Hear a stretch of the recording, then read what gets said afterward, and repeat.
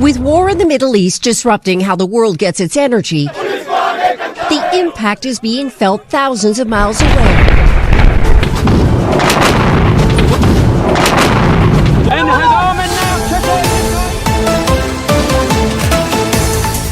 የዓለም ስርዓት ግንባታ ፈክቶ ከወጣበት ከ20ኛው ክፍለ ዘመን አንስቶ በዚህች ምድር ላይ የነገሰው ኢፍትሃዊነት በጋድ ከተገለጠባቸው መንገዶች አንዱ የነዳጅ ሀብት መሆኑ አያከራክርም። ካለንበት ወቅት ጥቂት የኋሊት ተመልሰን የዓለማችን የ50 እና የ60 ዓመታት ታሪክን ለመመርመር ብንሞክር እንኳን የነዳጅ ነገር አናዳጅ የሆነባቸው በርካታ አጋጣሚዎችን ማግኘታችን እንደማይቀር በእርግጠኝነት መናገር ከስህተት ላይ አይጥልም። ከዚህ የነዳጅ አናዳጅ ታሪክ ጋር ደግሞ አብሮና ተሳስሮ የምናገኘው ዋነኛው የምድራችን ክፍል መካከለኛው ምስራቅ የተባለው ቀጠና መሆኑ እርግጥ ነው። የገዛ ምድሩ ሀብት ተግዳሮት፣ የገዛ መሬቱ በረከት መርገምት የሆነበት ይህ ስፍራ ለዘመናት በውድመትና እልቂት እየማቀቀ የተቀረውን ዓለምም በዕለት ኑሮ እያሳቀቀ ዘመናትን ተሻግሯል። ዘመናትን መሻገር ብቻ አይደለም፣ አሁን በዚህ ወቅትም ተመሳሳይ አደጋ ውስጥ ገብቶ የመላው ዓለም ቁጥር 1 ችግር ፈጣሪ ሆኖ ዳግም ተከስቷል። ከፋርስ ባህረ ሰላጤ እስከ ቀይ ባህር፣ ከኢራን ተራራዎች እስከ ሳውዲ አረቢያ ገላጣ ሜዳዎች አገር መንደሩን ያዳረሰው ቀውስ ውስጠ ሚስጥሩ ሲመረመር ልክ እንዳለፉት ዘመናት ሁሉ ዛሬም ሰበብና ምክንያቱ የነዳጅ ሀብት መሆኑ አልቀረም። በአንድ ጽንፍ የነዳጅ ሀብቱ ላይ ለመፈናጠጥ ጦር ሰብቆ የተነሳ ኃያል አገር፣ በሌላ ጽንፍ የነዳጅ ምርት አቅርቦት መስመርን ጠርቅሞ በመዝጋት የጸረ ማጥቃት እርምጃ እየወሰደ የሚገኝ ምድር፣ የገቡበት ትንቅንቅ መዘዙና መከራው ለድፍን ዓለም ተርፏል። ስለዚህም ማጣፊያ የሚገኝለት የማይመስለው ይህ ጦርነት ከዛሬው መከራ ይልቅ ነገን ይበልጥ አስፈሪ እያደረገው ቀጥሏል። The human cost is visible and devastating.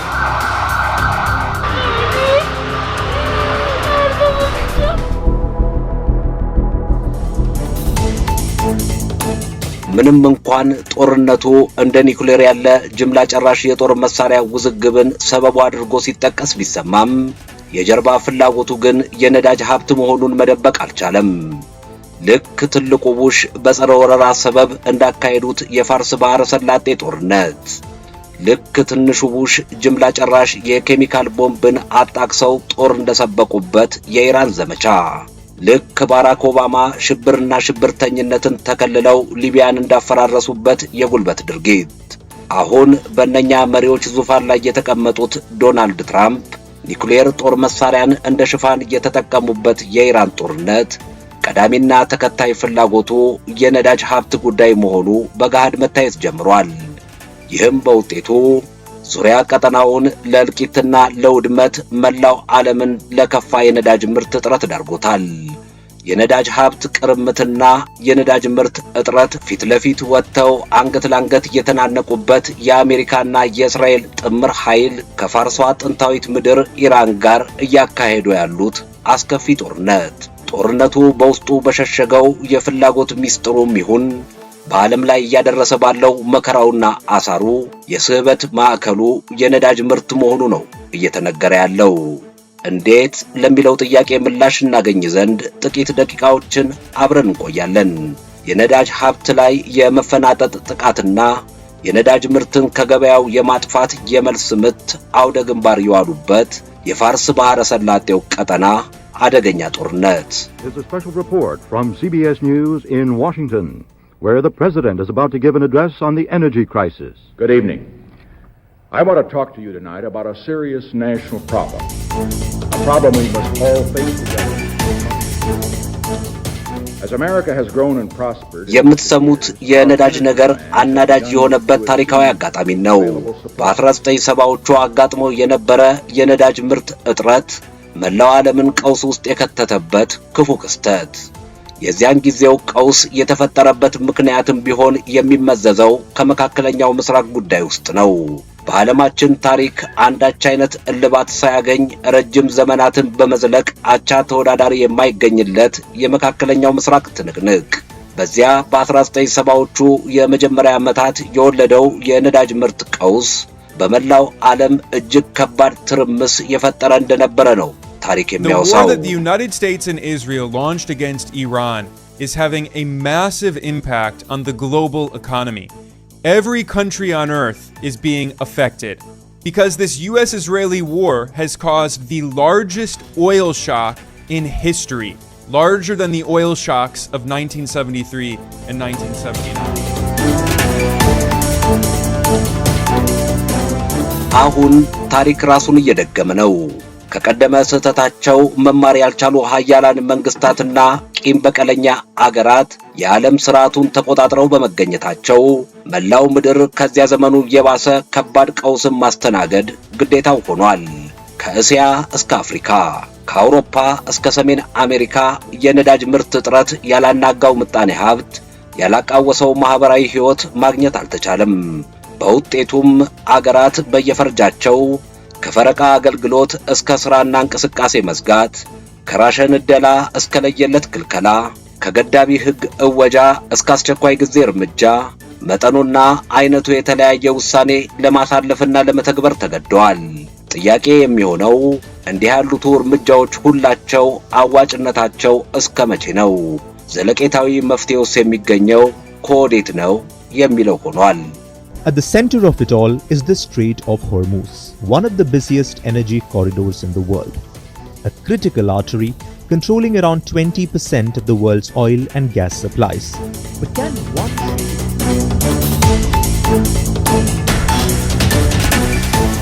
በርግጥም የሆርሙዝ የባህር ወሽመጥ መዘጋት የፈጠረው ይህ ቀውስ ዳፋውና መዘዙ የበዛ መሆኑ አያከራክርም። ሁኔታውን ይበልጥ አስደንጋጭ የሚያደርገው ሌላው ቀርቶ ዛሬ በዚህ ቅጽበት ጦርነቱ ቢያቆም እንኳን ዓለም ላይ ያጋጠመው አደጋ በዚያው ፍጥነት አብሮ የሚወገድ እንዳልሆነ በኢኮኖሚ ተንታኞች አንደበት ሲገለጽ መሰማቱ ነው። ለዚህ አባባላቸው ጦርነቱ እስካሁን በዘለቀበት ሂደት በቀጠናው ያወደማቸው የነዳጅ ማጣሪያ ፋብሪካዎች፣ የነዳጅ ማስተላለፊያ ቱቦዎችና የነዳጅ ማመላለሻ መስመሮች በርካታ መሆናቸውንና እነኚህን መሰረተ ልማቶች መልሶ ለመገንባት ረጅም ጊዜ ያስፈልጋል የሚለውን ሐሳብ በምክንያትነት ያቀርባሉ። ስለዚህም የአሁኑ ቀውስ የጣሩ መጀመሪያ እንጂ ፍጻሜ አይደለም። በውጤቱም መላው ዓለም በዚህ ችግር ሲማቅቅ የሚዘልቅበት ጊዜ ረጅም መሆኑ አይቀርም ባይናቸው እነኚህ ነገረ ፖለቲካል ኢኮኖሚው ሰርጾ የገባቸው። በርካታ ዓለም አቀፍ ዘገባዎች ዩናይትድ ስቴትስና እስራኤል ተጣምረው በኢራን ላይ የከፈቱት ጦርነት የጀርባ ገጹ ሲገለጥ ፈጠው ከሚወጡ ሐቆች የድፍድፍ ነዳጅ ሀብትን የመቀራመት ፍላጎት አንዱና ዋነኛው መሆኑን ሲገልጹ ይሰማል። በተለይም ይህ ፍላጎት የዩኤስ አሜሪካ ዋነኛና ምናልባትም ብቸኛ ምክንያቷ ሳይሆን እንደማይቀር ነው የሚነገረው። ዘገባዎቹ የትራምፕ መንግስት በቬኔዙዌላ መሬት ሰተት ብሎ ገብቶ የሉዓላዊቷ አገር መሪን አግቶ የወሰደበትንና የአገሪቱን ስርዓት ያፈራረሰበትን እርምጃ ለዚህ ገለጻቸው ዋቢ ማሳያ አድርገው ያቀርባሉ። ምክንያቱም አሜሪካ ከጥቂት ወራት በፊት ከፈጸመችው ከዚህ ድርጊት በኋላ አይኗንና ትኩረቷን አሳርፋ በፍጥነት የተንሰራፋችው በአገሪቱ እምቅ የነዳጅ ዘይት ሀብት ላይ መሆኑ በጋር ታይቷል። አሁንም በኢራን ላይ ጦሯን ሰብቃ የተነሳችበት ሰበብ ከዚህ የተለየ እንዳይደለ ጭላንጭል አስረጃዎች እየታዩ ነው ይላሉ ተንታኞቹና ትንታኔዎቹ። ይህንን ሐሳብ ይዘን ጥቂት ስንራመድ የዘገባዎቹ ጥርጣሬን በተጨባጭ አስረጃ የሚያረጋግጥ አዲስ መረጃ ላይ እንደርሳለን። መረጃውን እንካችሁ ያለው ኤቢሲ የተባለው ዓለም አቀፍ ሚዲያ ነው። ሚዲያው በዚህ ሳምንት ያነጋገራቸው ፒክተን የተባሉ የአሜሪካ ማክሮ ኢኮኖሚ አማካሪ አሁን ባለንበት ዓለም የመሰረታዊ ሸቀጥ አቅርቦት ሰንሰለትን መቆጣጠር እጅግ አስፈላጊ ነው። አዎ እውነት ነው።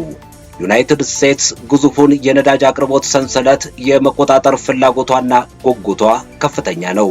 ከጥቂት ወራት በፊት በቬኔዙዌላም ይሁን አሁን በኢራን ጣልቃ የገባችባቸው አቅጣጫዎች ከዚህ ሁኔታ ጋር የሚገናኙ ናቸው በማለት ሐቁን ፊት ለፊት አፍረጥርጠውታል። ይህም በሐሜት በግምትና በትንቢት ሲነገር የቆየውን የዘገባዎቹ ሐተታ በይፋ ሊያረጋግጥ በቅቷል። ለዚህም ነው የነዳጅ ነገር ዛሬም እንደ በፊቱ አናዳጅ ሆኖ ቀጥሏል ሊባል የበቃው። Control of critical supply chains is very important in the world that we now live in. The United States clearly is very eager to have control of the oil supply chain. As you say, we've seen the intervention in Venezuela, now we're seeing intervention in Iran. We've said to our clients that the best way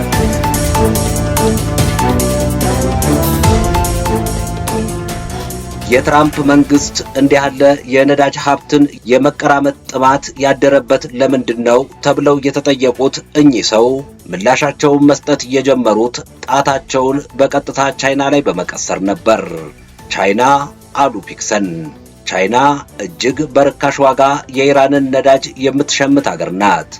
የኢራን የነዳጅ ምርት 90% የሚቀርበው ለቻይና መሆኑ መዘንጋት የለበትም። ቬንዙዌላም ብትሆን ተመሳሳይ ተግባር ስታከናውን የተገኘችው። ስለዚህ ከወራት በፊት በቬንዙዌላ የተፈጸመው የመሪ እገታ ድርጊትም ይሁን አሁን በኢራን የሚካሄደው ጦርነት ይህንን የነዳጅ ምርት አቅርቦት ሰንሰለት ከመቆጣጠር ጋር የተገናኘ መሆኑ ፈጽሞ ሊደበቅ አይችልም ሲሉ ያስረዳሉ። The United States is looking for leverage in its competition with China. So China has leverage over the United States because it controls the supply chain for rare earths.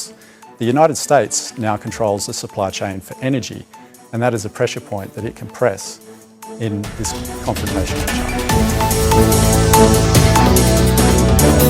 የትራምፕ መንግስት የኢራንን የነዳጅ ሀብት ለመቆናጠጥ አስቦ ወደ ጦርነት ለመግባት የወሰነበት ዋዜማ ላይ ውሳኔውን ለቻይና አሳውቋት እንደነበረ የሚገልጹት ደግሞ ለዋይት ሃውስ ተግባራት ቅርበቱና ዕውቀቱ ያላቸው ሚካኤል ኩድሰን የተባሉ የምጣኔ ሀብት ሊቅ ናቸው።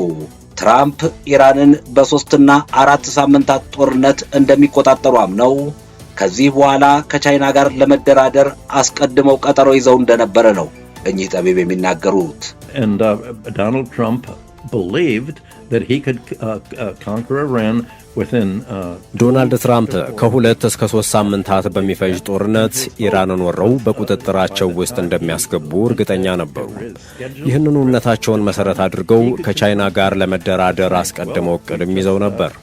በዚህ እቅዳቸው መሰረት በመጀመሪያ በኢራን ነዳጅ ሀብት ላይ እንደ ልባቸው የሚያዙበት አዲስ የአሻንጉሊት መንግስት በአጭር ጊዜ ውስጥ ይመሰርታሉ። ከዚያም በፍጥነት ወደ ቻይና በረውና የቻይናን መሪ አግኝቶ ሲያበቁ በእርግጥ የኢራን የነዳጅ ምርት ላይ ማዕቀብ ልንጥልብሽ ብንችልም ይህንን የማድረግ ፍላጎት ግን የለንም። አሜሪካ ለጦር መሳሪያ ምርቷ የምትፈልጋቸው እንደ ጋሊየምና ታንግስተን ያሉ የሚነራል ጥሬ ዕቃዎችን በፈለግነው መጠን እስከሸጥሽልን ድረስ እኛም የኢራንን የነዳጅ ምርት እናንበሸብሽሻለን ብለው ሲደራደሩና በቻይና ላይ የተቀዳጁትን የኃይል የበላይነት በፊቷ ሲያረጋግጡ ነበር የታያቸው። export control on, then we will give you the oil. ዶናልድ ትራምፕ እንዳቀዱትና እንደተመኙት ተሳክቶላቸው ቢሆን ኖሮ በኢራን ነዳጅ ሀብት ላይ መፈናጠጣቸው በዓለም አቀፍ ስርዓት ላይም የሚኖራቸውን ተጽዕኖ ወደ ላቀ ደረጃ እንደሚያሸጋግርላቸው ተስፋ ሰንቀው እንደነበረ ነው ሊቃኑ የሚያስረዱት። አሁን የተዘጋው የሆርሙዝ የባህር ሰርጥ በዓለም አቀፍ ደረጃ ያሳደረውን ከፍተኛ ቀውስን ዋቢ አድርገው የሚያጣቅሱት እነኚህ ተንታኞች ትራምፕ ኢራንን ቢቆጣጠሩም ሊያደርጉት ያቀዱት ተግባር ከዚህ ያልተለየ እንደማይሆን ይገልጻሉ።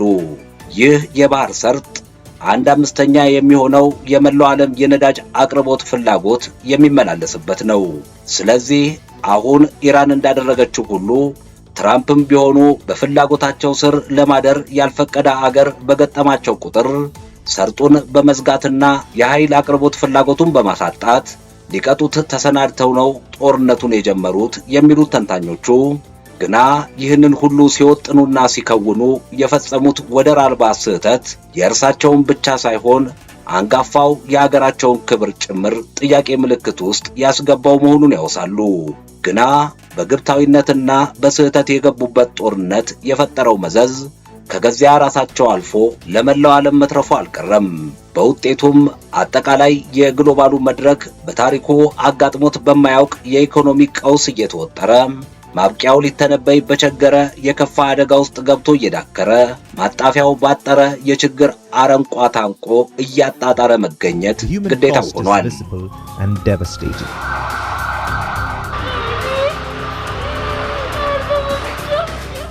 But economically, the story isn't that straightforward. Prices rise. Supply chains realign. Investments shift direction. An entire industry የነዳጅ ዘይት ምርት ትርጉምና ፋይዳው ብዙ ነው። የዓለምን የፋይናንስ ዝውውር ቁልፍ ሚና የሚጫወተው ይህ ምርት ከሰነድ ገበያ አንስቶ የምርትና የአገልግሎት ልውውጥን አካቶ ተጽዕኖ የማያሳርፍበት አንዳች የኢኮኖሚ ዘርፍ የለም። በአጭር ቃል ሲገለጥ የነዳጅ ምርት ገበያ ማለት ከኃይል እስከ መሰረታዊ የምግብ ሸቀጣሸቀጥ አቅርቦት ሁሉም አይነት የንግድ ስርዓት የሚዘወርበት ቁልፍ ጉዳይ ነው ቢባል ከስህተት ላይ አይጥልም። የምጣኔ ሀብት ባለሙያው ሚካኤል ሁድሰን ይህንን እውነታ በዝርዝር ያስረዳሉ እንዲህ እያሉ። በእርግጥ ነዳጅ ማለት ሁሉም ነገር ነው። የአፈር ማዳበሪያ ያለ ተፈጥሮ ጋዝ ምርት አይታሰብም። ሂሊየም የተባለው ማዕድንም ቢሆን የሚገኘው ከዚሁ የተፈጥሮ ጋዝ ምርት ውስጥ ነው። የዚህች ዓለም የመረጃ ቴክኖሎጂ ውስጥ ከፍተኛ ሚና ያለው የሴሚኮንዳክተርና ማይክሮቺፕስ ዋነኛ አቅራቢ የሆነችውን ታይዋንን ብንወስድ በነዳጅ እጥረት ምክንያት ይህንን ምርቷን ለማቆም ተገዳለች። ይህ ወቅት የሰሜኑ ንፍቀ ክበብ ወደ ግብርና ምርት የሚገባበት ጊዜ መሆኑ ሲታሰብና አሁን በተፈጠረው ችግር ሳቢያ የአፈር ማዳበሪያ ምርት እጥረት መቅጠሙ ሲታወቅ በቀጣይ ምን ሊፈጠር እንደሚችል መገመት አይከብድም። እጅግ አስፈሪ የሆነ የግብርና ምርት ቀውስ ማጋጠሙ የማይቀር ነው።